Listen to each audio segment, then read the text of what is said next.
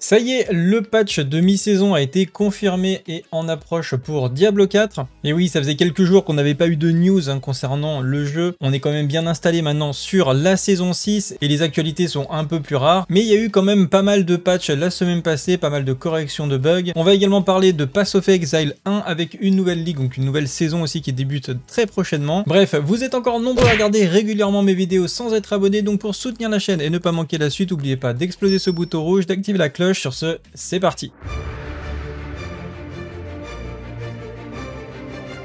Pour commencer, je voudrais vous dire qu'on recrute pour nos clans Diablo 4. Nous avons deux clans, un clan push et un clan de shield, donc à peu près 300 membres, on va dire, actifs sur la commune de Diablo 4. Je sais qu'il y a une dizaine de places qui sont actuellement disponibles pour le milieu de saison, donc si ça vous intéresse et préparer la prochaine saison de Diablo 4, eh bien n'hésitez pas de venir directement sur le Discord pour contacter les officiers et essayer de voir si les places sont toujours disponibles. La semaine passée, on a eu la mise à jour 2.0.4 avec principalement des corrections de bugs. Il y a eu un petit événement pour Halloween. Et bien le problème, c'est que ce patch qui était censé apporter des corrections de bugs semble avoir apporté énormément de problèmes chez certains utilisateurs et pas mal de crash. Personnellement, pour ceux qui étaient là, j'ai fait du stream la semaine passée sur Diablo 4 et la semaine avant aussi. J'avais arrêté aussi de faire du stream sur Diablo 4 parce que j'avais des crashs quasiment toutes les heures ou toutes les 2 heures.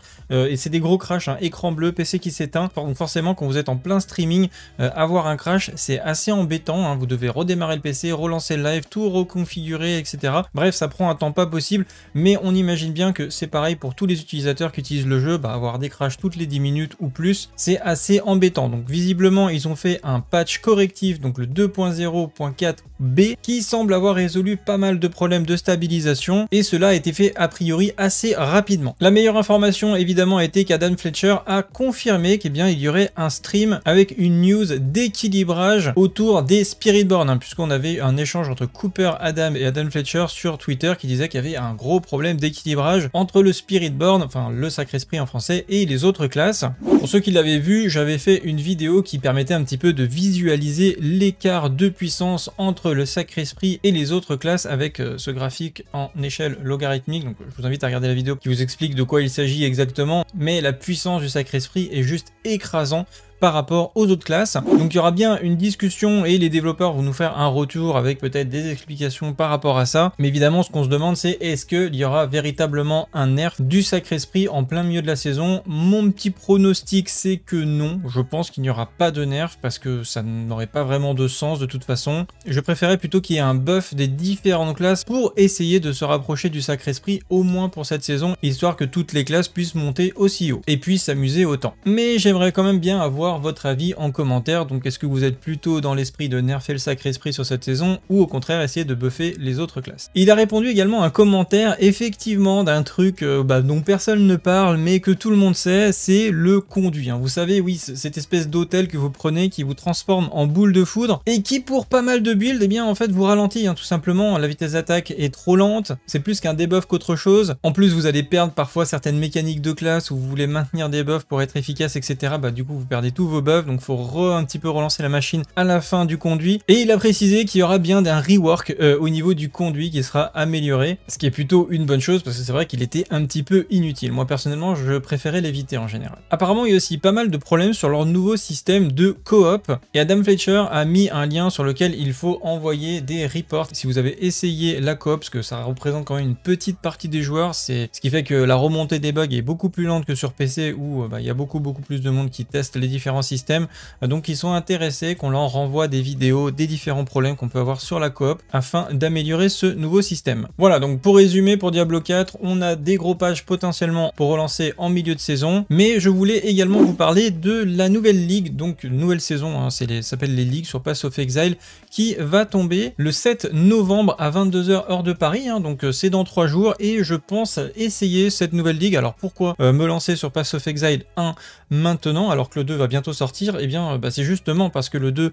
approche et que je n'ai pas joué à Pass of Exile depuis sa sortie. J'avais joué je pense 6 mois au moment de la sortie de Pass of Exile et depuis je n'y ai pas rejoué.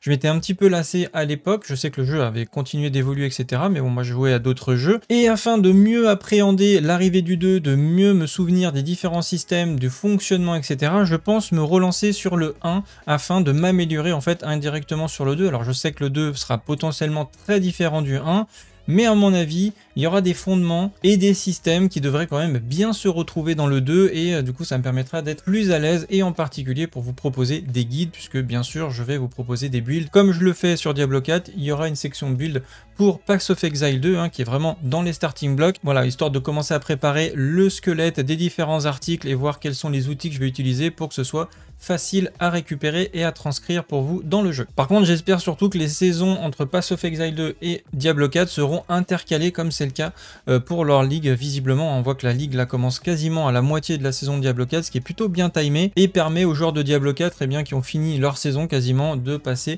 sur un autre jeu du même type. Donc c'est plutôt une bonne idée et à mon avis ils vont garder ce rythme. A noter que cette nouvelle ligue sortira d'après ce que j'ai compris sur l'extension Settler of Kalgur, puisqu'ils ont repoussé également la sortie de la prochaine extension de PoE 1, parce qu'il y avait une extension de PoE 1 et une nouvelle ligue du coup qui sortirait sur cette extension, mais là ils ont décidé de prolonger en ajoutant une nouvelle ligue sur cette ancienne extension et évidemment on pense que ça c'est lié avec la sortie de Pax of Exile 2. Donc pour moi c'est plutôt une bonne nouvelle, ça va me permettre comme ça, comme je disais, un petit peu de m'améliorer, de mieux comprendre comment fonctionne le jeu. Voilà, d'autres vidéos dans la semaine Diablo 4 en approche, du top build, des builds et peut-être une news en fin de semaine avec également quelques vidéos sur Ashes of Creation. Pour ma part c'est tout pour aujourd'hui, j'espère que cette vidéo vous a plu, si c'est le cas likez, partagez, abonnez-vous, on se retrouve dans la prochaine, salut à tous, c'est le Guild, ciao bye.